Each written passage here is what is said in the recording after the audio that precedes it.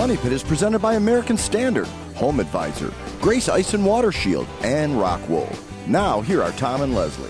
Coast to coast and floorboards to shingles, this is the Money Pit Home Improvement Radio Show. I'm Tom Kreitler. And I'm Leslie Segretti. Standing by to help you with your how-to project. We want to help you solve your do-it-yourself dilemmas. If there is a project on your to-do list, pick up the phone and call us right now at 1-888-MONEY-PIT. If you want to improve your Money Pit, you want to make it more beautiful, more energy efficient, more comfortable, more easier to take care of, give us a call right now at 1-888-MONEY-PIT or post your question to the Money Pit's community page at moneypit.com. We got a great show planned for you today. First up, now that we are deep in winter, are you tired of feeling, tired? We're going to have some easy do-it-yourself pick-me-ups for your home that will help lift your spirit and beat those winter blues just ahead. Plus, water is the enemy of every roof, and there are lots of ways for it to sneak past those roofing shingles and damage your home.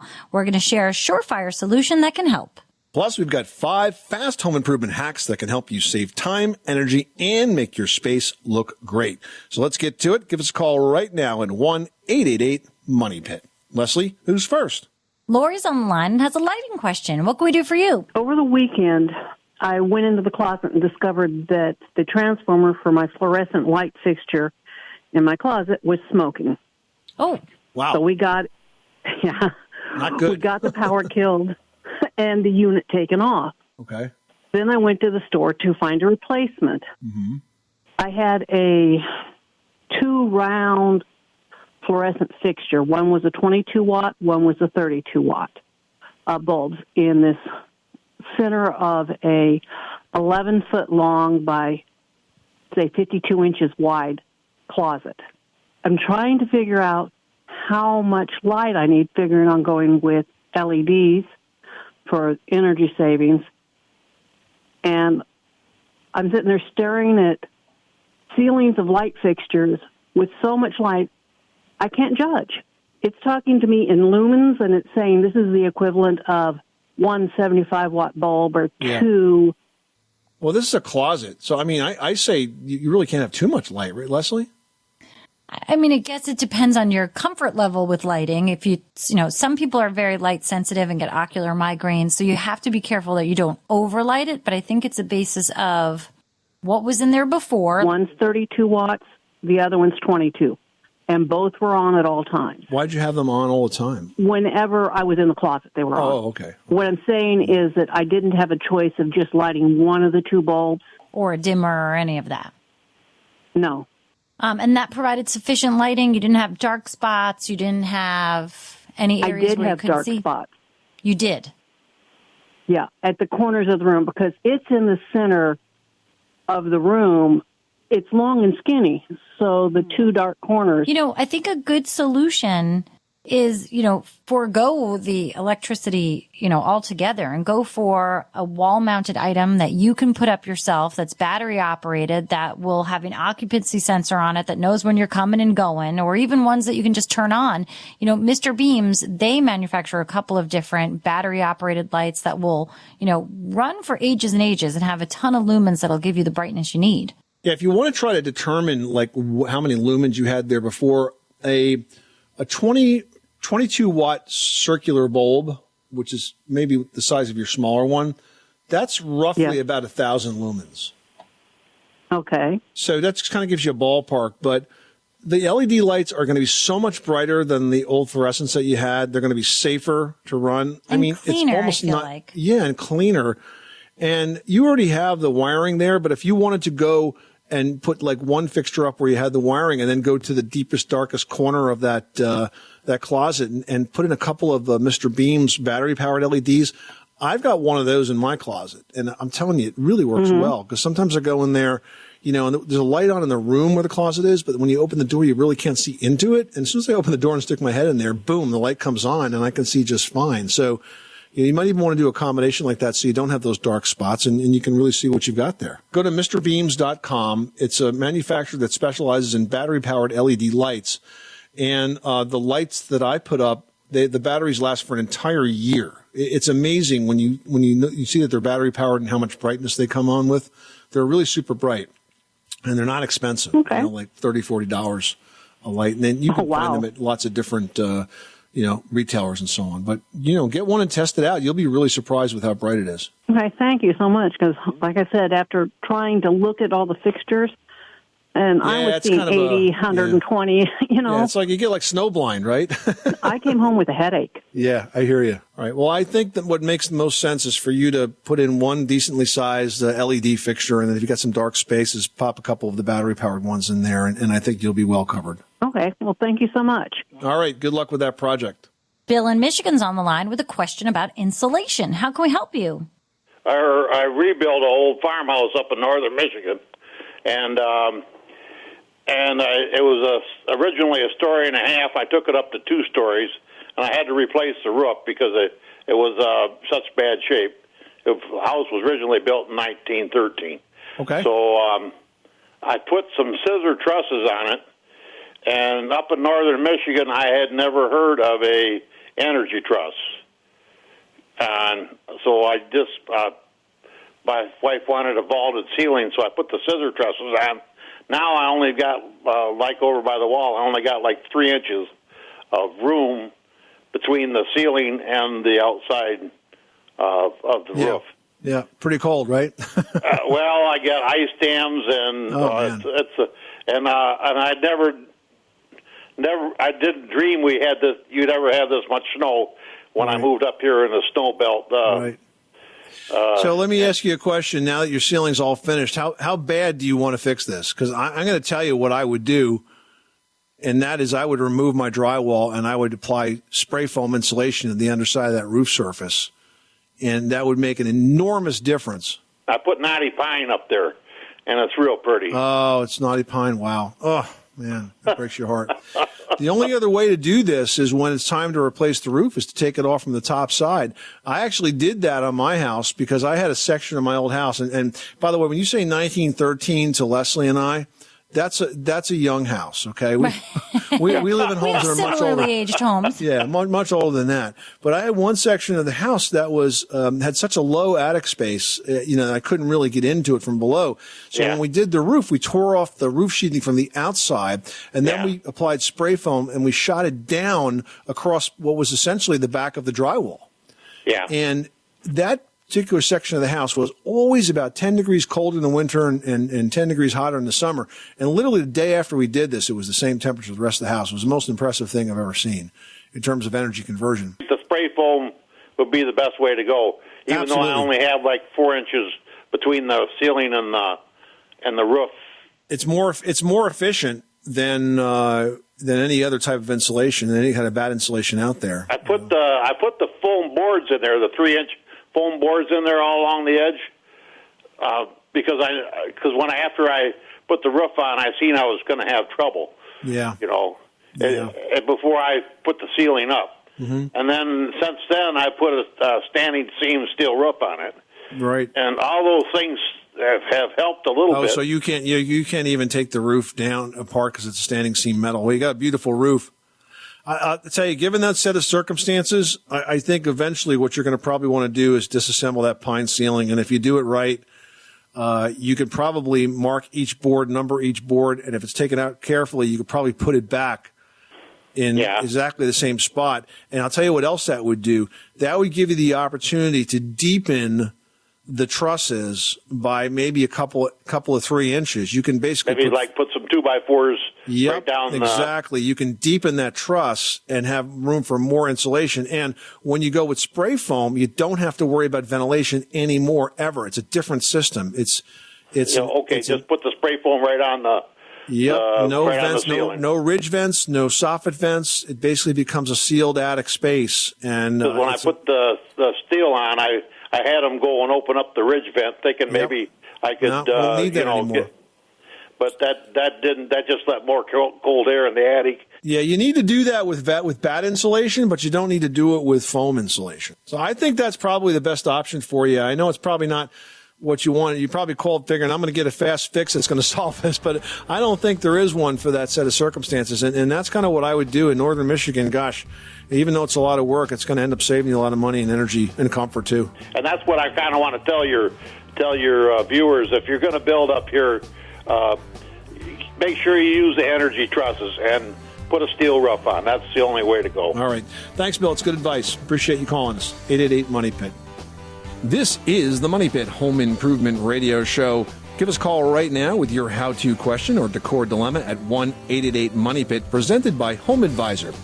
Up next, are you tired of feeling, tired? It's common this time of year, but it does not have to be. We'll have some easy DIY pick-me-ups for your home that will lift your spirits next. You live in a money pit.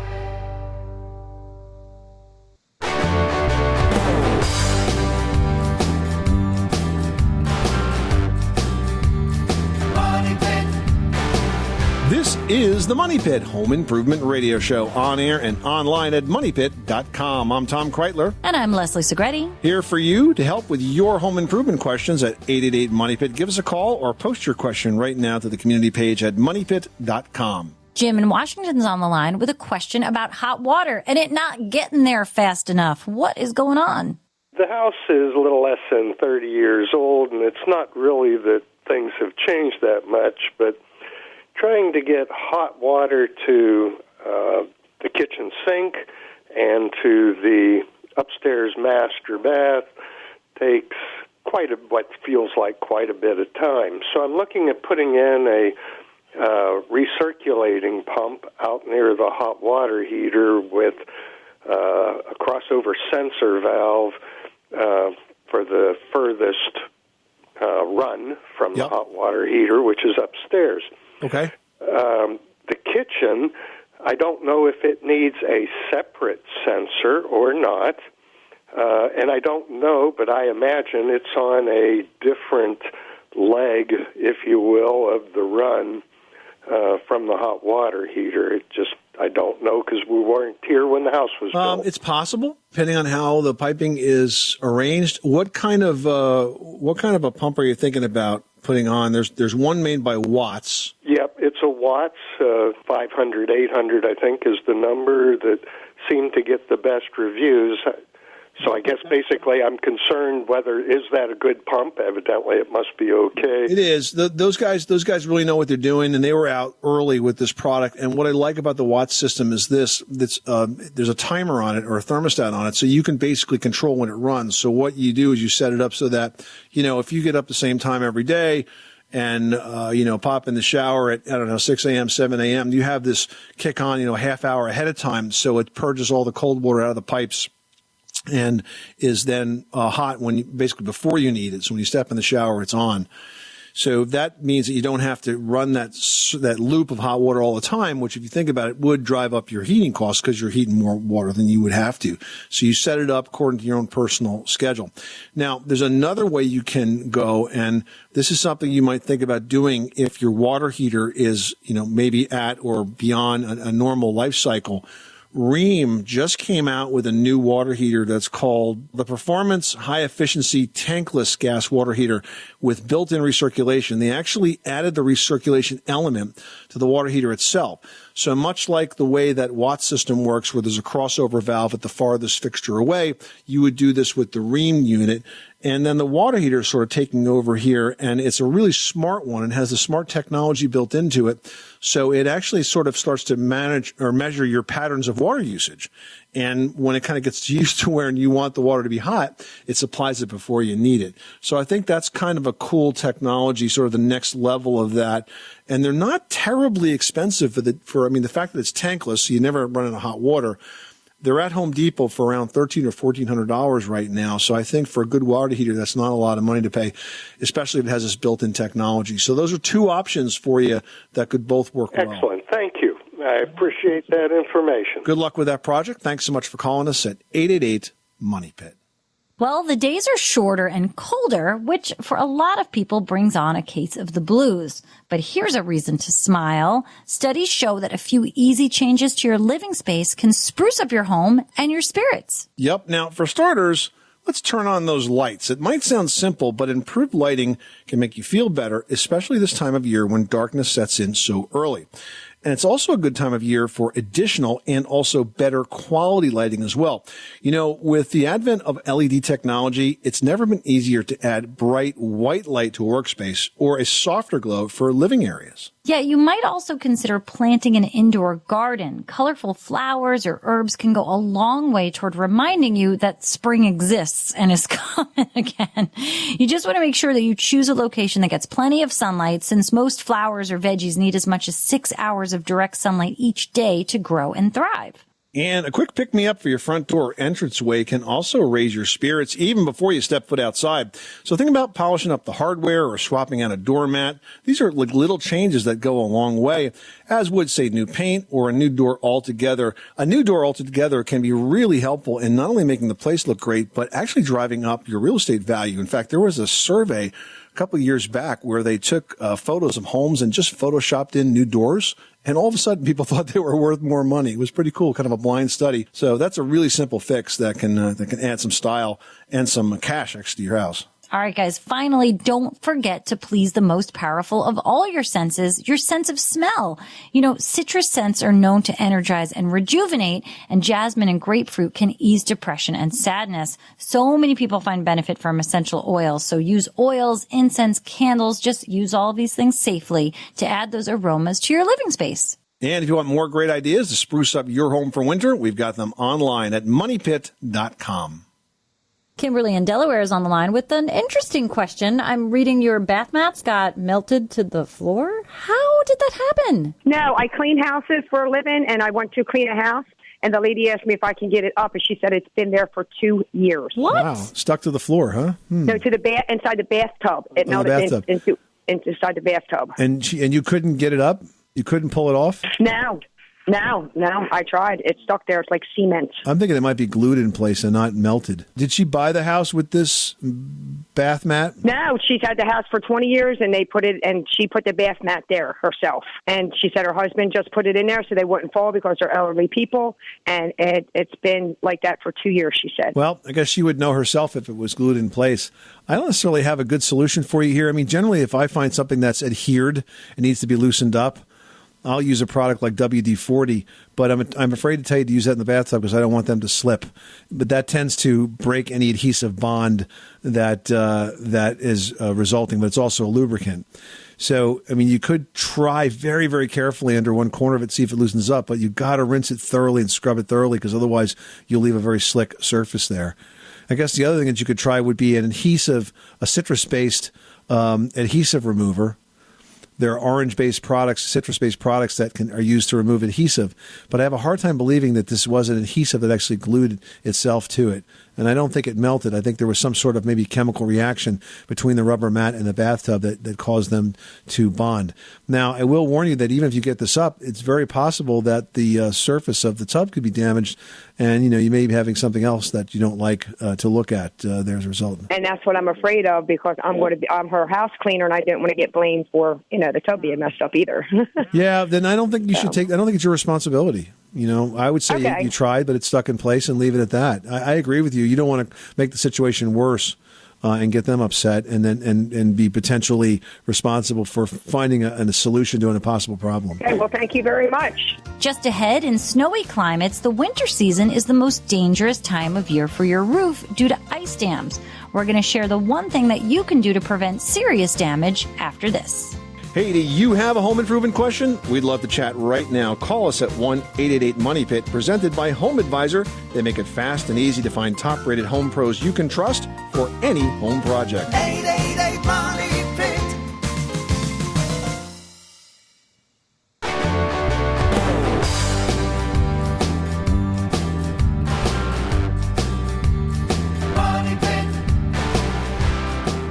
The Money Pit is presented by Home Advisor. Find trusted home improvement pros for any project at homeadvisor.com. Making good homes better. This is the Money Pit Home Improvement Radio Show. I'm Tom Kreitler. And I'm Leslie Segretti. Well, in snowy climates, the winter season is the most dangerous time of the year for your roof.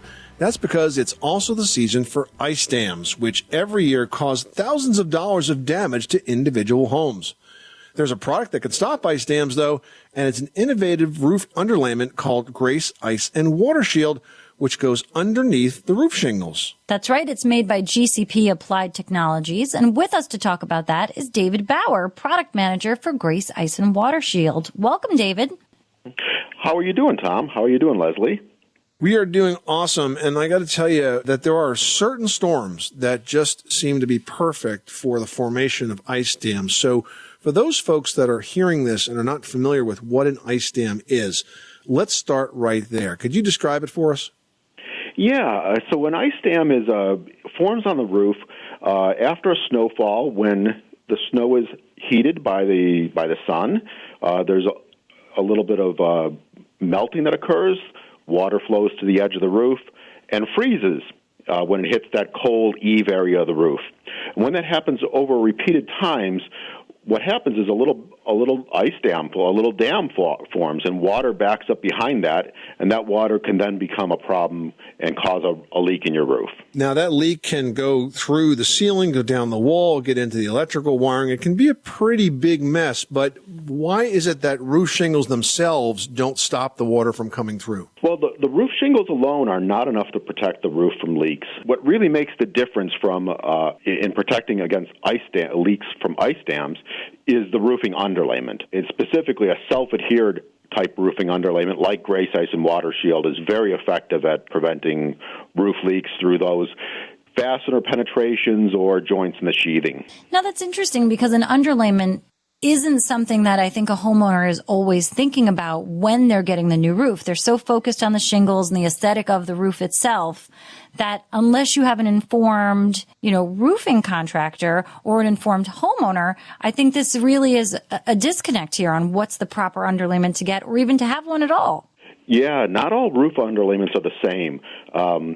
What you really want to make sure is that you're using a quality self-adhered underlayment in all those critical areas, which we talk about critical areas, we mean the eaves of the roof, the valleys, any sort of roof to wall transition around penetrations. These are all areas that are very prone to leaks, very prone to snow and ice building up and causing these ice dams and allowing the water to get into the home. A high-quality self-adhered underlayment is going to seal and stick very aggressively to the roof deck. It's going to stick very aggressively at overlap so water can't back up into it. And it's also going to seal around all those fasteners, those thousands and thousands of fasteners that are used to hold on your roof shingles.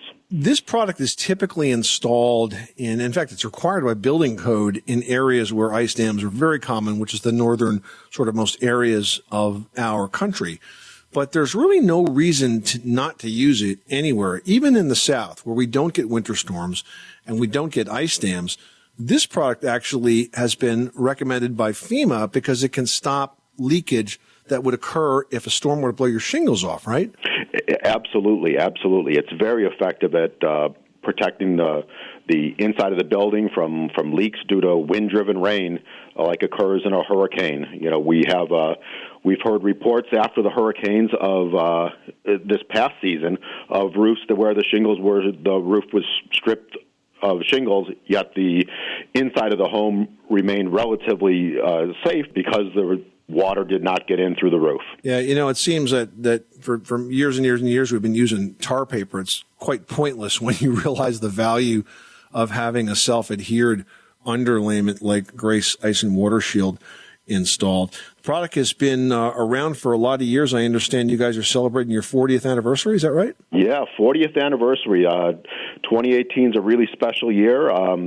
We invented this product and this category of products 40 years ago. And, we've really prided ourselves on delivering the best-in-class roof leak protection. I can't imagine building a roof without this product. It's protecting 25 million roofs to date. So I guess it's destined to stick around for a few more years, David. Yeah, I believe so. All right. David Bauer, the product manager for GCP Applied Technologies. The product is called Grace Ice and Water Shield. If you'd like to learn more, you can go to their website. It's gcpat.com, gcpat.com. Thanks again, David. Have a great day. Thank you, Tom. Thank you, Leslie. All right, David, thanks so much for stopping by the Money Pit. Hey, do you want to tackle a home improvement project but don't have much time? We're going to share 5 fast hacks that take 30 minutes or less to complete after this. You live in a money pit.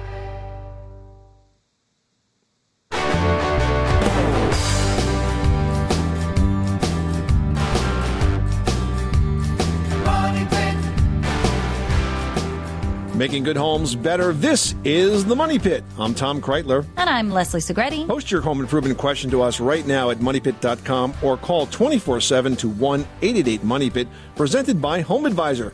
They make it fast and easy to find top-rated home pros you can trust for any home project. Well, some home improvement projects are fun, but others you just want to get done as quickly and inexpensively as possible, which is where hacks can help.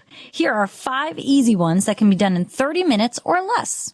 Now, first up, this is one that is so simple to do, but could just literally save you thousands of dollars. We want you to label your water valves. Imagine that a pipe broke in your ceiling. Water's now leaking through every electric light fixture onto your brand new carpet, your appliances, whatever. You've got that mental picture. It's not pretty, right? Here's how you fix it. You want to locate and label every important water valve in your house, including the main water valve, the hose valves, ice maker valves, water heater valves. If the unthinkable level of leak like that ever really did happen, you'd now be all of 30 seconds away from stopping the flow because you did your homework. You spent a few minutes labeling all those valves. Just hang tags on them so you know if a leak happens right where to go to turn that water off. You can fix the plumbing a lot easier when it's not pouring out of your ceiling. All right, next hack is stopping toilet leaks. Now, toilet flush and fill valves can break down over time, and that wastes a lot of water. A running toilet or one that ghost flushes, all by itself, that really is in need of some new valves. Another easy way to tell if the flush valve is leaking is to add food coloring to the toilet tank, inside the tank, and then wait 30 minutes and check in the bowl of the toilet. If that food coloring has leaked into the bowl, then that flush valve is leaking and should be replaced.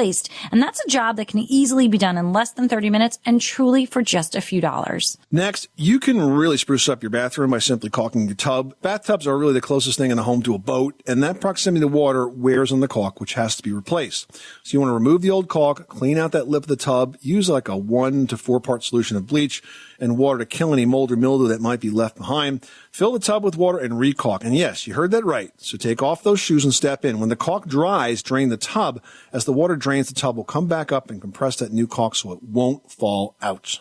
All right, that's a great tip. Next up, here's a good hack. Exercise your circuit breakers. Now, exercise is good for you and it's good for your circuit breakers as well. About every 6 months, turn off each breaker and then turn it back on again. Every month, push the test button on any GFCIs in your house. Make sure that it stays flexible and strong, just like you after a good workout.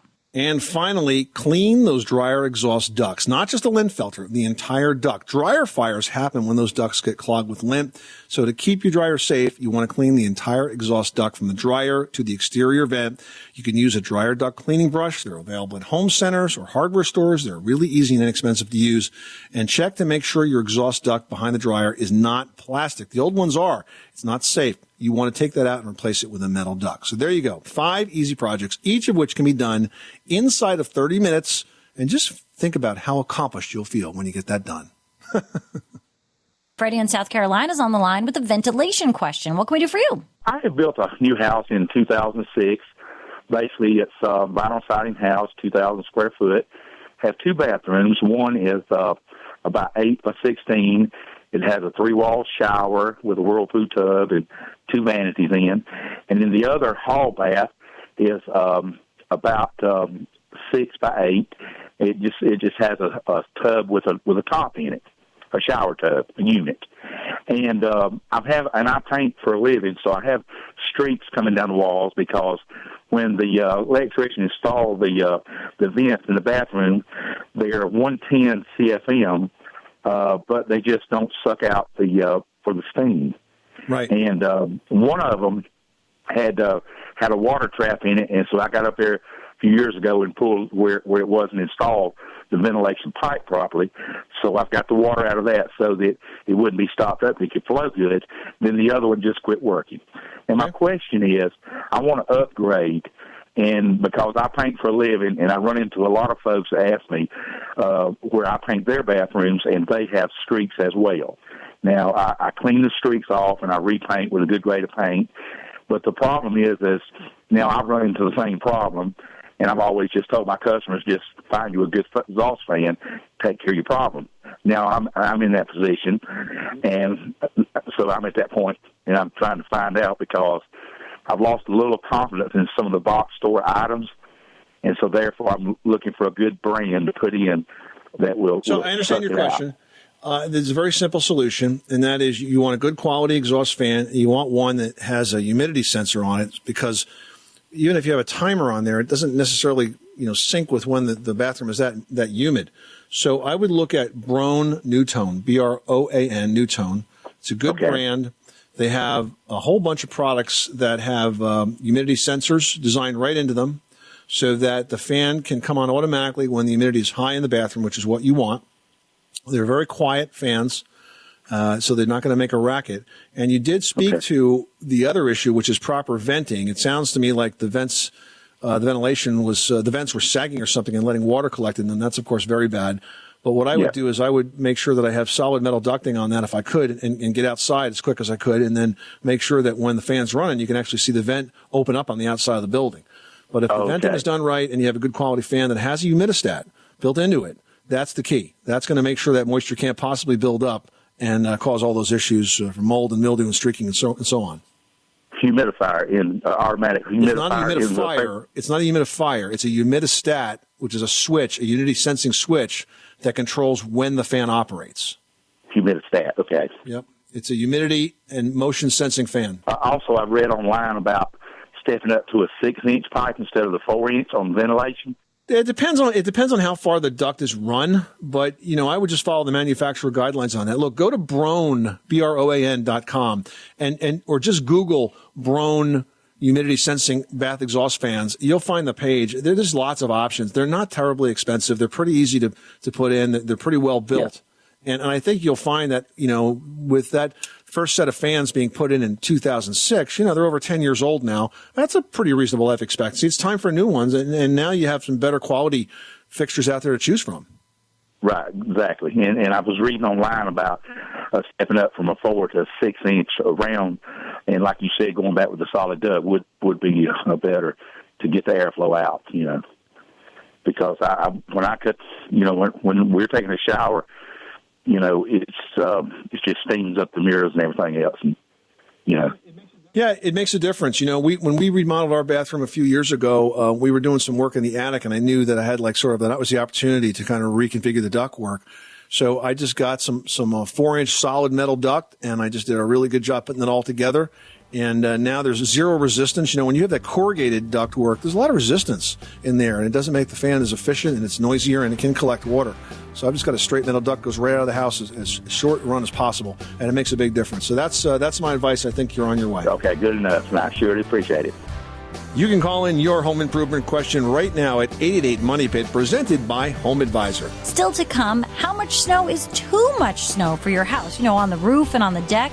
Well, that's something the folks in Erie, Pennsylvania wondered a lot about when they got 80 inches of snow between Christmas and New Year's. I mean, all the videos online, it was amazing to see the massive amount of snow that got dumped on them. It was crazy. We're going to share some tips to protect your home from all that weight after this. You live in a money pit.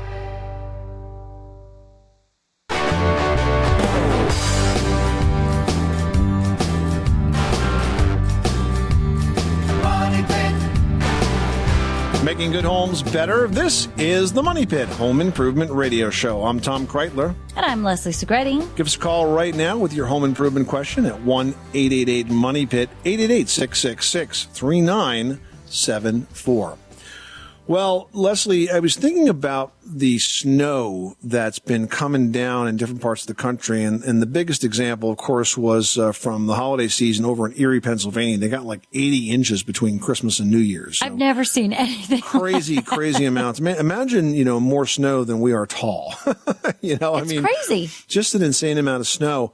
And I got to say, I'm glad I didn't live there, because all my snow shovelers would not have been home at the time. But that kind of snow, you wonder what kind of damage it could do to your house. And the truth is that if you're going to get that kind of snow accumulation on your roof, it actually is a pretty significant amount of weight. So what you want to do if you live in an area with heavy snowfall is to always have a roof rake handy. Now, a roof rake looks like an iron rake that you might use for gardening, except it's about 3 feet wide.